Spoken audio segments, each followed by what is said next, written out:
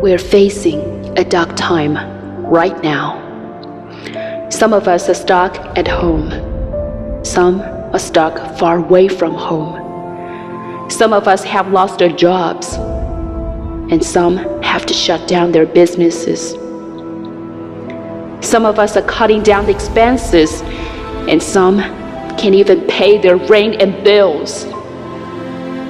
Some can go back to school, and some can go back to their jobs. And some of us are still working day and night, no matter how exhausted they are or how dangerous it is. Some of us have become infected, and they were isolated from their families, their loved ones, and have to be alone in the walls. Or even worse, it is their children, their parents, or loved ones that are infected, and they don't even have a chance to say goodbye. The virus is rampaging. The numbers are increasing. The rumors are spreading. The fear is growing. It seems that all of a sudden, the whole country lost its vitality and prosperity. You're not the only one who is worrying. You're not the only one who is fearing. You're not the only one who is struggling. We are all facing a dark time right now. Our country is facing a dark time right now. This is a wall. It's a wall without guns, bombs, or smoke, but it's a wall with virus, doubts, fears, rumors, and discriminations. But we shall all be the fighters, my dear fellows. Not just the doctors, the nurses, the policemen, and scientists who should fight. All of us should be the fighters in this war. We should fight against fear. We should fight against uncertainty. We should fight against doubts. We should fight against selfishness. We should fight against rumors, and we should fight against discriminations. This is going to be a fierce and cruel war, but don't be afraid. We're going to win this war together in the end.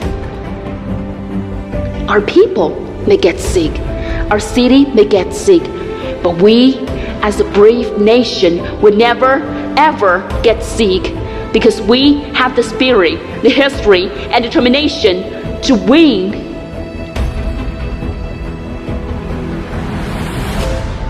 We've been on this planet for over 5,000 years. We've witnessed much darker moments. We've been through much crueler trials. No matter it's the war, invasion, starvation, poverty, or natural disasters, we've always survived, and we've always stood back up on our feet. We've always won in the end, and we'll definitely win this time. We don't know how long this will take or what cost we have to pay, but there's one thing we're 100% sure, and that is we're going to win this war in the end. Because that's what we've been doing for the past 5,000 years, and that's what makes us the greatest nation ever. It is only by going through dark times that we can separate the greatest from the great.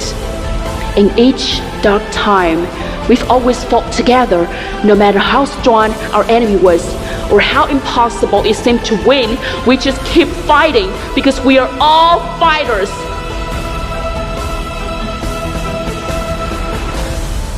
When all of this is over, we'll have another great and heroic story to tell our children, our grandchildren, and they will tell the next generations. And that's how we'll pass the great spirit on and keep it alive forever.